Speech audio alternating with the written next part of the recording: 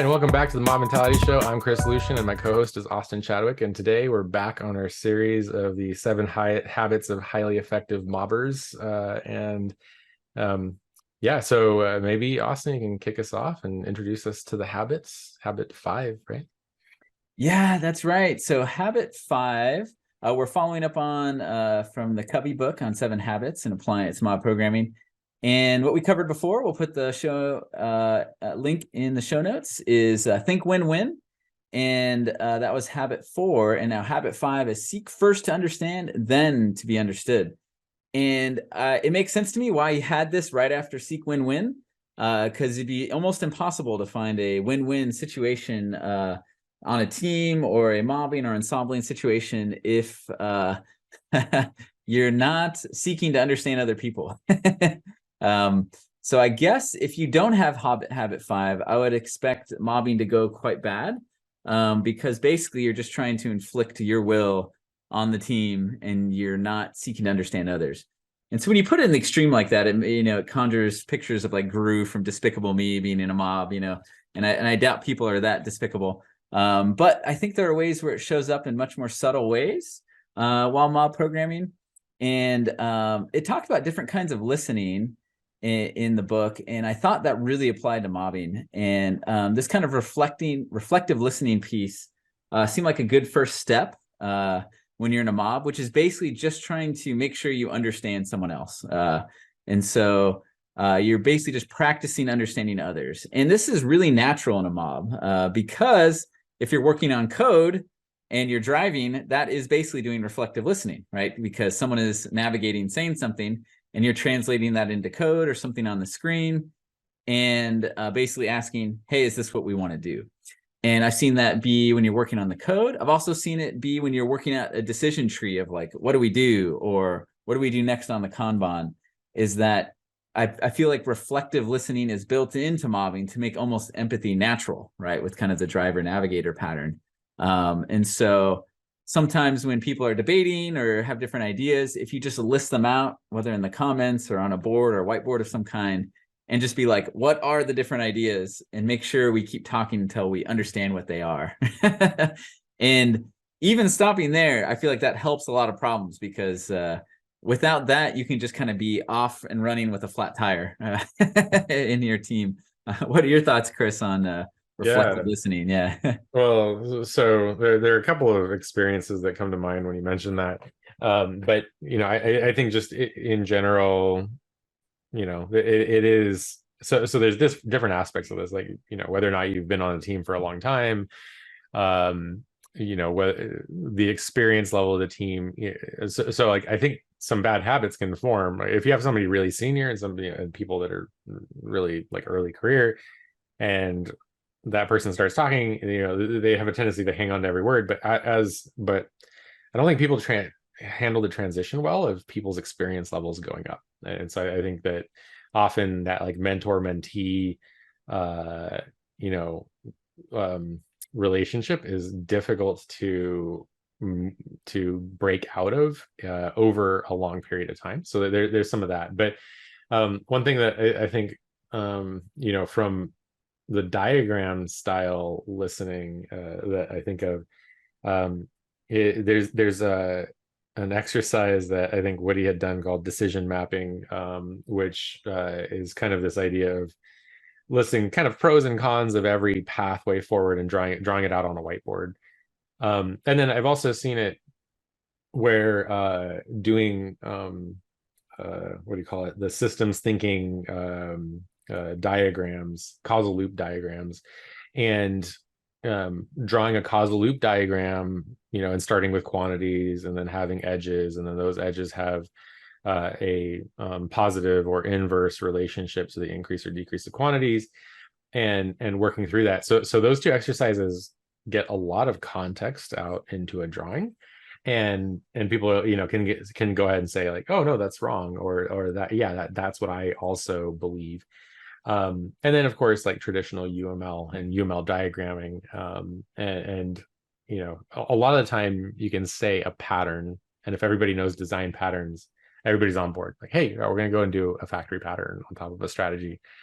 But I think where like stuff like that breaks down is like when you run out of patterns or you're doing something, fairly novel, then having a verbal conversation about that becomes very difficult, because the pattern is not, you can't have a summary of the pattern in a very short period.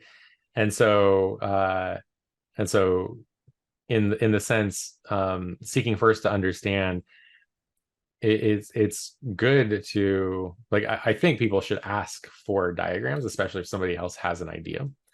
And comparing diagrams, everybody draws. So one thing, one big thing that came up was, we had people on a mob a long time ago, and they were kind of complaining about each other about, like, oh, not really talking or offering solutions. And I was like, well, maybe they had the same idea as you, and then you just verbalized it, and so they were like, yeah, let's go. Or there was a lack of understanding. And so one thing that, I suggested they try as an experiment is everyone draws. So everybody draw your own diagram and then compare afterwards. And then in that, there was a lot of like, oh, actually this person had a better idea but wasn't saying it because that the other person just like to be the first one to say it. And so stuff like that comes out as well. So yeah, so I think the decision mapping was really great. Causal loop diagramming was really great. And with respect to a mob and UML diagramming, doing everyone draws is a great exercise. It's like, hey, no one share your idea yet. Everybody draws and they share it at the same time as a drawing. Oh, nice.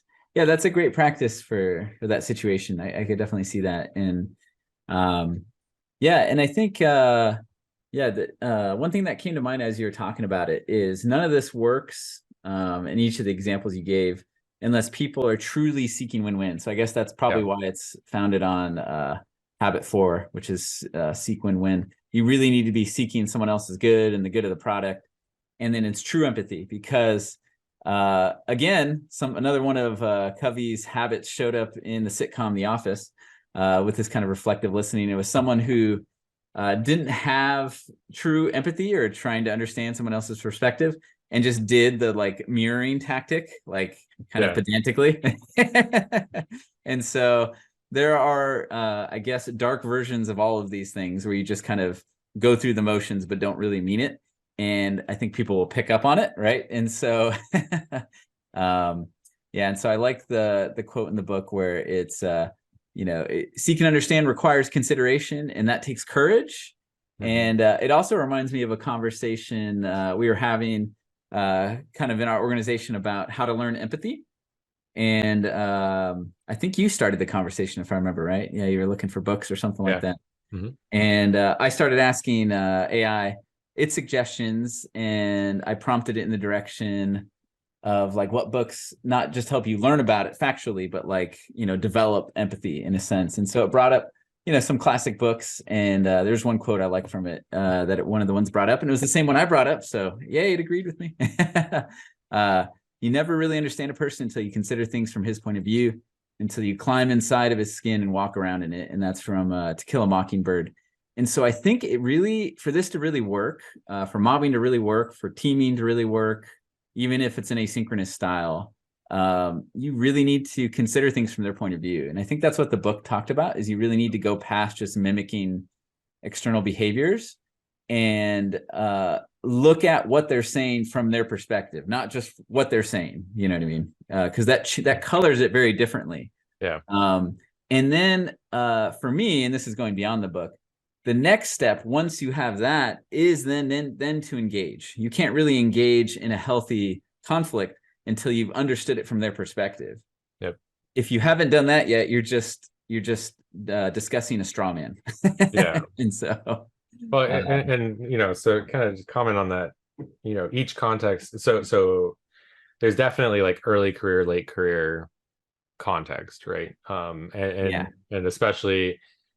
And I think probably, there's this idea, and we had people quoting it often, which is this idea of like, you can't remember what it's like to not have the knowledge. And so people very experienced are do not have the capability of being truly empathetic to somebody early career, And people early career, you have like the things like Dunning-Kruger effect, where you can't, necessarily have the understanding of what it's like to be a confident, very senior person, because their confidence comes from knowing the amount of stuff they don't know. Um, and so, there is a little bit of this where it's like you can't truly be understood from your perspective, but you can, make strides toward that. Yeah. And then I think also, other, scenarios, and depending on a distributed team, possibly with in other countries and other, cultural backgrounds and everything along those lines, there's definitely something where, there's a lot of mindset stuff that has to go into empathy. And yeah, I think there's the literal understanding of where they're coming from, and then there's like a little bit of like what's their why. If you're like the Simon Sinek book, like you start Yeah. with why. It's like what is that person's why? Like what are they motivated by? Why are they suggesting something like this? And like what's their background? Um, and it's interesting because we have people doing software development that come from all sorts of areas. Like we have people that started their career the history degree. We had people that started in IT, not really product development. We had people that, and so I think developing empathy for each of those also has so it's like the literal thing they're saying, their background, and then like what's currently going on in their lives. That's kind of the personal share piece and things like that as well, and all of that plays into these really important aspects of empathy. Yeah, and I think that last thing you said, I got two thoughts. Is why it's good to team build beyond just the work, right? You can imagine a mob or a team that's almost robotic, right? They share nothing about their lives. They share nothing about where they're coming from. And it's just like, what is the navigation for line 10, and then someone else gives the only work related navigation for line 10, and so that's not human, of course, but if you feel obligated to seek that kind of direction, you're going to lose kind of the empathy piece of seeing where someone comes from, which includes all of them, not just what they think about the strategy pattern or what they think how to solve the current problem. And so I think that's why building empathy, with mobbing or teaming goes beyond just, the stuff working at hand. It involves getting to know each other. And what you were talking about before is that you really never understand something from someone's shoes. It reminds me, warning, I'm going to get geeky philosophy, but it has a point. There's a debate about what things exist metaphysically. And it was talking about, let's say they had a computer or person who had 100% exhaustive knowledge of every fact in the universe. Let's say it's just trillions, millions, infinite knowledge. It would still not know what it's like to be a bat, was the response. And that experience counts as something independent of the facts, and so that whatever that thing is, it exists, right? And so Yep. While we can never know what it's like to be a bat, it's helpful to look at it from that perspective. We're trying to understand the bat. And so people aren't bats, but the idea is it's good to try and learn as much as you can while acknowledging you'll never truly be them. Yep. You're not going to become their avatar or something like that. But learning those things helps a lot in trying. Yeah, And going back to yeah. just going back to like the very early like stages of an interaction. Um, Somebody that's really doing poorly at this sort of thing is just going to be like, here's my idea. I want to be, I want to be heard. And a lot of people just want to be heard even before a decision's chosen as well. And so, there's definitely like a gradient here of like just people yelling ideas at each other, hoping to be the one that's picked, all the way to, and suppressing other people, or all the way to like the shepherd who is just trying to extract ideas out of everyone, and then kind of equally, but kind of that global context. And so I personally think that drawings really help. Yeah. Even in like interaction or process or like any aspect of development, I think You can draw something, and even a market of skills, over the table and under the table. So the under a table and the market of skills retro is like an extraction of like of hobbies and things like that that can then lead to better understanding across people on a team. So all of those things I think can be extremely valuable in this process. And once you understand the people around you, your message about what you want to do will be all that much more valuable, in because you can fill in for absent context and things like that too. Nice. Right on. Well, before you close it down, I was very tempted to jump into the next habit, because the empathy part and seeking first to understand, then to be understood habit plays big into synergy, because it's not just empathy for empathy's sake.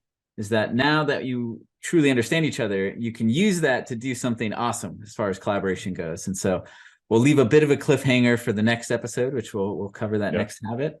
But yeah, go ahead and close it down, Chris. Yeah, and if you